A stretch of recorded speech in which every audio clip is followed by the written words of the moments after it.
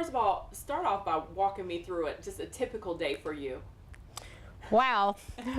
I get up in the morning, I spend time with my granddaughter, signing her paperwork, going over her schoolwork, head off to work. I work for IDOT, Department of Transportation. I'm an operations training manager.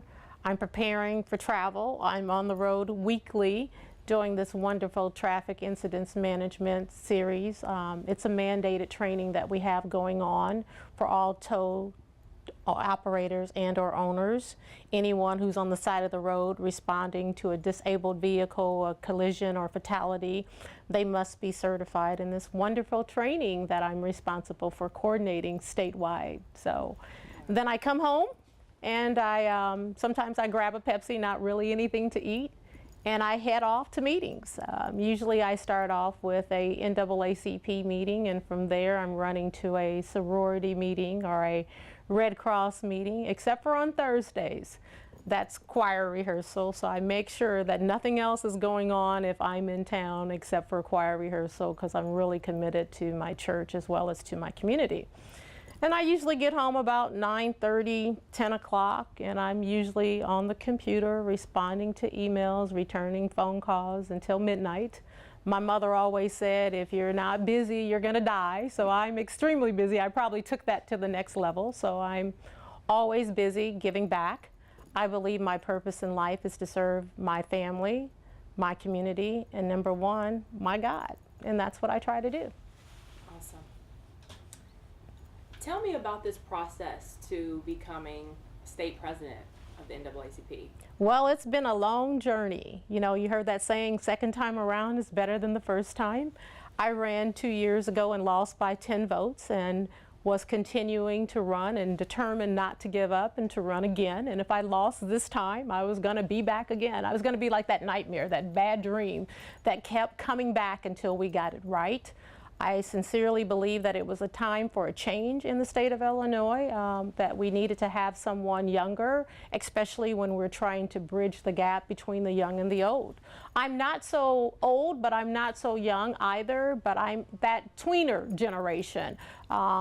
The average people in the NAACP, the real freedom fighters, they're around 65, 70 years old right now. This new generation that's coming about, they're young, they're motivated, they have that momentum, and we don't want to lose that. So now I believe is the best time to get them on board, to get them involved as the next civil rights leaders. You saw the situation that just happened in Mizzou. We look at Ferguson, we look at Trayvon Martin, and young people are starting a movement. And why reinvent the wheel? Let's try to connect with them and find ways to bringing them into the oldest, the boldest, the most loved, the most hated civil rights organization in the world, and that is the NAACP. So I am pleased, I am honored to serve as the state president for Illinois, as well as the local branch president. Springfield has a strong history in terms of racism, discrimination, but also trying to make things better. We are the capital. I mean, you look at President Abraham Lincoln, you look at President Barack Obama, really got his start here in Springfield, Illinois. And then for me to be born and raised here in Springfield and to lead the nation's oldest civil rights organization is truly a blessing and an honor. And that energy level is high, and I plan on doing whatever I need to do to keep us moving, as I say. That's awesome. And you've already touched on a lot of it, but why take on such a role? Why not? You have not because you asked not. I guess I asked for it, and I'm ready to take on the challenge. Somebody has to do it, and what I plan on doing is to be a team player throughout the state, to delegate, to get more people involved. Like with our vice presidents, I plan on splitting up the responsibilities per region. Those in the Chicago areas who serve in the leadership position will take on more of the responsibilities. Those downstate will take on more of the responsibilities, and those of us who are in central Illinois will also share in those responsibilities, because one person can't do it alone. We're one NAACP, regardless if it's Carbondale, if it's Chicago, if it's Quincy, or if it's Danville. So my goal is to bring all of us together as one NAACP. Now, you became president. What year did you become president of the local chapter? I don't know. This is my third term. I have served on the executive committee of the local branch for over 25 years, since I was 25 years old, right out of graduate school. I had an opportunity once before to step to step up as the local branch president, but I had things going on in my personal life with going through a divorce, my daughter being in college, and I just chose to hold off, but always served in leadership positions from third vice president to second vice president to first vice president. So I've worked my way up within the organization and learned the organization inside and out, attended state conferences, regional conferences, and national conventions, and presented workshops. And so I've learned the organization. Do you feel like your efforts are working so far since being president of the local branch? I think they've helped me to get to being elected the state branch president, but I think we're making great strides here in Springfield. We still have a lot of work to do. One of the things that I want is I want a building. If the NAACP was truly founded because of incidents like the 1908 race riots here in Springfield, and we have a back to school, stay in school program, which we're housing at a church right now, why not have a building to house some of those historical materials, event, artifacts, have a place for our students, and have a place for people who come to town to visit a historical location set aside for the NAACP. So that's one of my major goals as the local branch president and also the state branch president. Can I ask you what's going to be what are going to be the major differences between being president over a local chapter and a state chapter? Having more say, having more power in terms of decisions that are made statewide. I always believe including the other leadership throughout the state, but a lot of times things happen and our president was in Chicago or located somewhere else. When things happen and they need someone to come down and testify with the Senate and the House, I'm right here locally, so no one has to travel, and I think we can get more work done by being located here in Springfield. Why do black people need an NAACP? Because some people would say, you know, why do we even need NAACP anymore? You know, why do we still need an NAACP in 2015? Well, one reason is because racism still exists, but the NAACP is just not about black folks. It's about all folks. It's about anyone who's been discriminated against. It's about dealing with injustices everywhere. It's about looking at the civil rights issue in terms of voting rights issue. Voting rights should be available for all citizens. So if anyone goes to the voting polls and they're unable to register to vote or to cast their vote, people fought, bled, and died for our rights to have a right to speak and to have a voice and to make decisions. So the NAACP is just not about black folks, and that's one of the myths that I want to help dismantle. We wouldn't have started without white individuals, without Jewish individuals, and black folks stepping up and being united. You look at the situation again that just took place in Mizzou at the University of Missouri. It wasn't just the black athletes, it was the white athletes, it was the administrators, it was the coaches, it was everyone in that community coming together and saying, this is unfair treatment of all citizens. And that's what the NAACP is about. It's about all citizens and not just black citizens. Awesome. Going forward, how long are you hoping to lead in this way? Lord knows. I have no clue. I haven't thought about it. I will be a civil rights fighter until the day I die, until the day I take my last breath. So I plan on being around for a while, hopefully. Talk about just briefly some of the other organizations you're a part of, like the Red Cross. Touch on why you're passionate about the Red Cross a little bit, and maybe the sorority. Okay.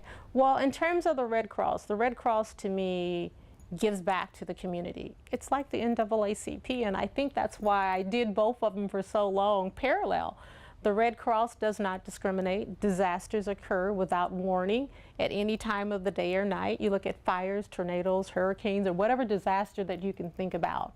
And it provides a shelter for people. It provides a helping aid for individuals. And that's also what the NAACP does. And so it's colorless. And when disasters happen, we don't think about the color of the person's skin. We don't think about the socioeconomic background that they have. And so that's why I'm involved in the Red Cross. It's about helping people who need help. It's about helping people start again. You can't necessarily start over, but you can start again. In terms of my sorority, I love being a member of Delta Sigma Theta sorority. It is a powerful group of educated, professional Black women who are committed to public service, and it's strong here in Springfield, Illinois. We see so many of our sorority sisters doing positive things. We have a lot of educators, we have a lot of business owners. They're just involved and just out in the community in the forefront making a difference. So for me, as a young girl growing up poor in the projects and seeing women walk around in red and white and knowing what they stood for, I couldn't wait to grow up, go to college, and join Delta Sigma Theta sorority. Anything else? Church. Let's talk about church. Talk about church. Church is very, very important. No matter what I go through in my life, no matter how many highs or lows I have, how many marriages, divorces, children, whatever the case may be, I can always turn to God, and I can always turn to church. I find a lot of peace. Church is a healing place. It's like a hospital for the sick. Those who have been sick, those who are going to be sick, and those who are going through whatever we're going through.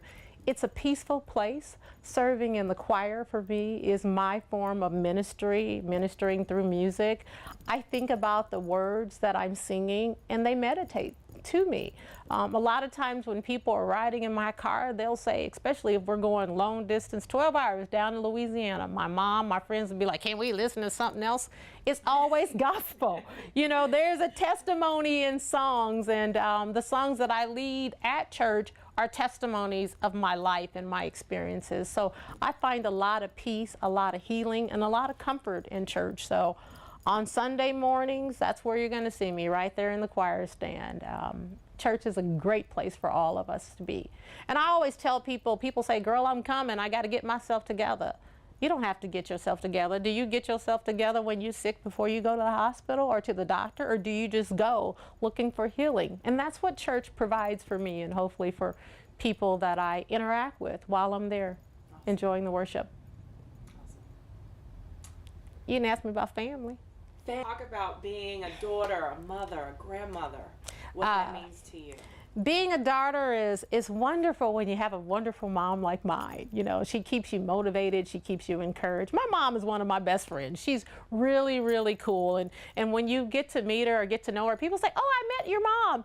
The funny thing is, I used to work for a state agency, and I was a trainer, right? My mother was in my class. I would go around asking the students, please introduce yourself, tell me something about you. And she would say, I'm Teresa's mother. I'm like, oh, Lord. You know, and so I'm still saying yes, ma'am, to my mom, even at 50. So how do you get other people to really take me serious or take her serious when I got my mom sitting there in class? But I love my mom. I love my daughter. I have one daughter and one grandchild. I wouldn't trade them for the world. My granddaughter is that second child that I never had. So she's like a mini me. My mom, my family, and my friends, they say, oh, Lord, when we see Talea, when we see you coming. My daughter's more like her dad. You know, the great thing that we all have in common is I was a grade school, a middle school, a high school, and a college cheerleader, and so was my daughter. And my granddaughter, she's always cheering, and she's looking forward to going to college and becoming a college cheerleader as well. So, yay!